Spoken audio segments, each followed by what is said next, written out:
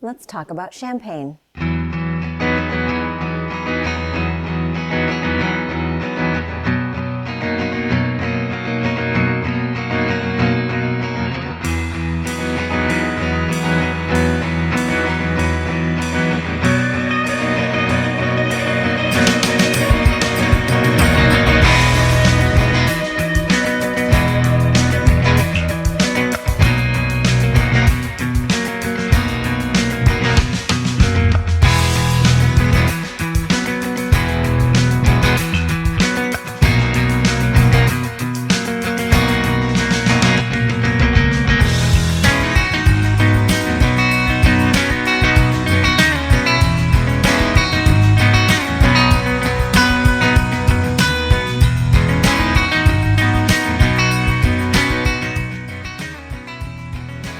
So this is going to be part 2 of our All Things Champagne series.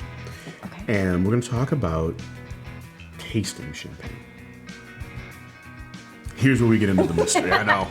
Okay, isn't that what we've been talking about? It is, but guess what? We say words and we talk about things like roundness and brioche and pastry and fruity and minerality and all these things, but we never really describe what these things are about and what they mean. Oh, gotcha. Okay. Yeah. So we decided that we are going to put together this long running series on all things champagne.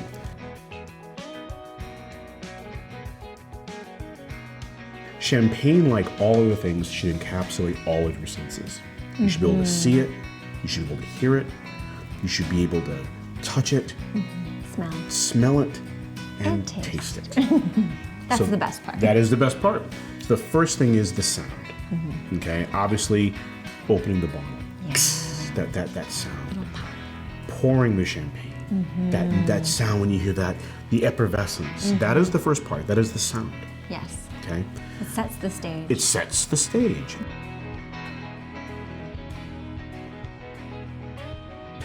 So let's talk about the nose. Now, what does that mean? It means how it smells.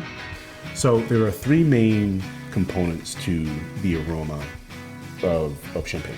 There's youthfulness, there's maturity, and there's fullness. Okay, interesting. Those are the 3 main... In the nose. In the nose. Okay. Now you break that down a little bit. There are more things to discuss, but for the most part, is it youthful? Is it mature? Is there fullness? How do you smell the difference between youthful and mature? Good question. So there's 2 stages to getting the nose. Okay. The first stage is this, just like, wow. And what we're drinking today, I'm getting some fullness. I'm getting some maturity with a small hint of youthfulness. And that's because there's a little bit of Chardonnay, that's your youth. Oh. I'm getting the good blast of maturity, that is this champagne's whne. Okay. And I'm getting its fullness. That's also the whne paired with and tempered with that Chardonnay. So this encapsulates all 3, and it totally can. It can be 1, it can be 2, it can be all 3. Okay. Does the maturity have anything to do with how long it's been sitting on leads? 100%. Okay. And we're going to get to that in a few minutes.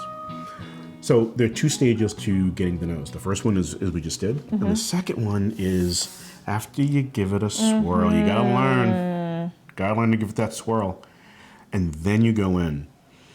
And we call this the secondary nose. And it smells so different. It is. You're going to get the depth, the complexity. You're going to get more precise aromas out of that, because you're airing it out. You're opening up the champagne. You're getting more oxygen, and so your nose can get more. And that secondary nose is really where you're gonna get the true essence of the champagne. And that's when you start to get a hint of what am I going to taste. Yes. That's when you're starting to feel like, okay, I have a feeling I know what this is going to taste like. Right. Now here's where it gets really complicated. There's 8 different categories of aromas.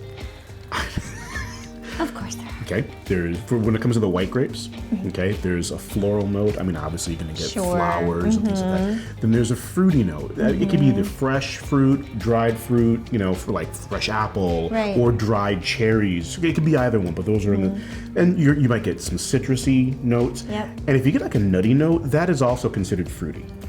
Oh, really? Yeah, so if you get a nutty note, that's going to be considered fruity as well. Okay. Minerality. If it has an iodine taste or a chalkiness, Yes.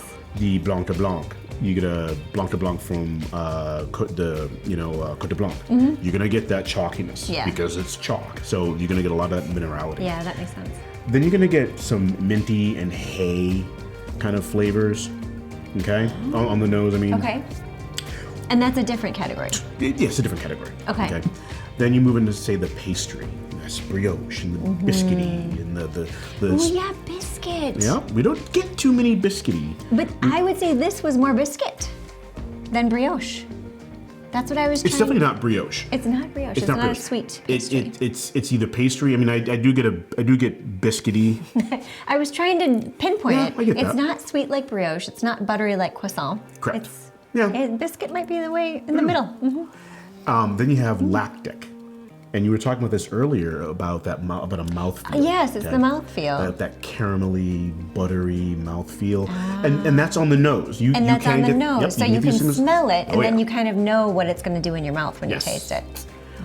And then you get some spicy notes. And we've had a couple of champagnes that had a bit of a spicy note to it. Those are your honeys, your cinnamons, your nutmegs, those, and I love those. Those are great champagnes. Those are special. And then you get into a category like the cocoa and the coffee and things like that. Those are kind of rare. Yeah.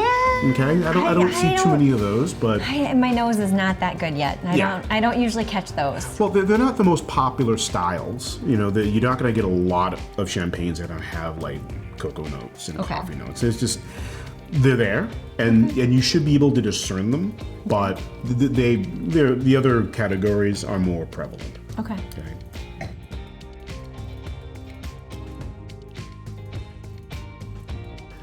So let's talk about appearance. Oh. You look nice, by the way. Oh, okay. Thank you. Yes, I was you're going to say, did I not dress appropriately? No, been around women long enough to be able to know. You say appearance or looks, you better follow up with a compliment. Well done. So appearance of champagne. Yes. Okay, there's two. There's appearance for white and appearance for the rosés. Yes. Okay, the white champagnes, the Blanc de Blanc, so the brutes, the blends, you're looking for yellow greens, you're looking for lemon yellow, you're looking for golden yellow, and you're looking for old gold. Yes. But when it comes to the rosés, you're gonna have soft pink, you're gonna have salmon pink, you're gonna have strawberry pink, and you're gonna have raspberry pink. Yes. Okay. I can picture all of those. Now to compound all those, each one of those that we just listed, they can be pale. Or bright or dark? Nope. They can be pale. They can be medium. Oh, okay. Or they can be strong. And strong is the deeper color. Yes. More vibrant. So when we had the Tullier, the Césarine, Yes. the Césarine, that the pink red, was incredible. it was strong. Yeah. It was a strong strawberry pink, and it was almost blood-like. Yeah. And it was vibrant. It was beautiful. So that was what they consider strong. Yes, that is very strong. Intensity of color. Yes, Frank Bonville's rosé is also going to be like that as well. It is very, very, very dark, very, very strong, very strawberry. Not quite raspberry, but very rich in its strawberry color. Oh, fun.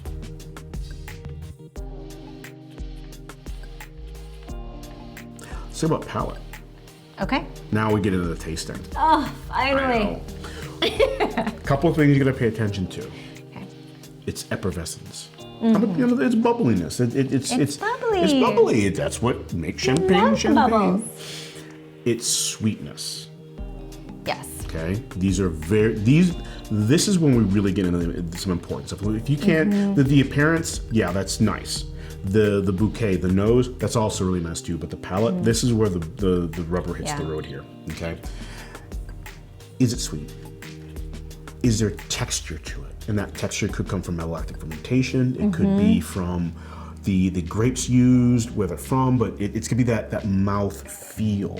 That's your texture. Your liveliness, that is simply how much acidity is in it. Then you have body. And a simple way to phrase body is it complete? Sure. Do that makes sense. the components match well together? Yeah. Okay, that's going to give you your body your fullness. Is it aromatic? So Didn't we already talk about the we nose? did, but remember, the majority of what you taste is what you smell. Okay, so this is how is that nose and its aromas transitioning to smell and how those combine. Okay, so are they going to, and that's where you get like your length. Because because when you drink the champagne, once it's off your palate, a couple of seconds later, what you're still tasting is olfactory. Right. Okay, and that's your length. How well that champagne permeates your, essentially permeates your skull. Yeah. Gets in your sinuses Yes, and permeates. it does. Okay. Yes. That is your aromatic presence. Okay. Then you move into your complexity. Okay. Simply put, people, this is confusing because when I say complex, I'm a scientist. I see things in like, I look at a system and how many moving parts are there in a system and how many independent systems are in that system. That's complexity. But when it comes to champagne, this is simply, can you diversify the flavors? Can you get the brioche? Can you get the liveliness? Can you get the fruitiness? Can you get all of these things? That is its complexity. Okay, and that's when people talk about, oh, at first I'm tasting this, and then as it's moving through my mouth, and then I'm tasting this, and it's changing. Can you discern them? Do the parts stand out? And if they do, then you get into balance. Your balance is your liveliness, your softness, your body. Balance is, yep, I get all these complexities, but they work together. but do they work together? Yeah. And that's when you get into your balance. Okay. So tasting champagne, effervescence, sweetness, texture, liveliness, body, aromatic presence, complexity, balance. There's so much going on. There's a lot going on. Which is why we love it. Yes. Which is why it's so wonderful to taste champagne.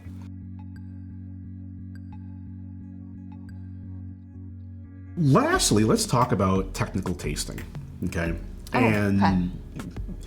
Must we get technical? I try not to. But, I do practice what I preach. Okay. Do I recommend everybody dive this deep into it? You know what? Honestly, it's up to you. It's like if you find enjoyment in it, go for it. Dive into it. Have a good time. Sure. But if you don't. Just drink it. Pour a glass and drink it.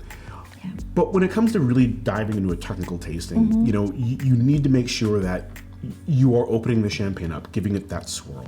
Yeah. When you drink it, you kind of gotta move it around your palate, because if you don't, only one part of your palate's gonna get the champagne. You've gotta move it all around, okay? I'm not gonna say treat it like mouthwash, but get it in your mouth. Well, and I think one night when we were all drinking together, you were telling my husband to bite it.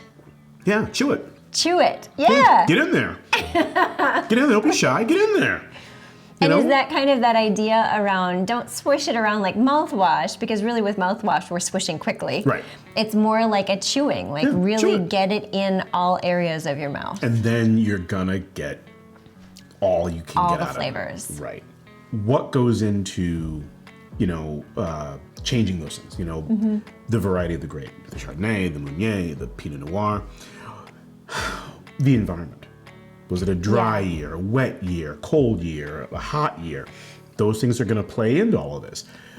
The climate of the region. Remember, Champagne is a big area. It is, yeah. Some areas get more sun, some areas get more ocean breeze.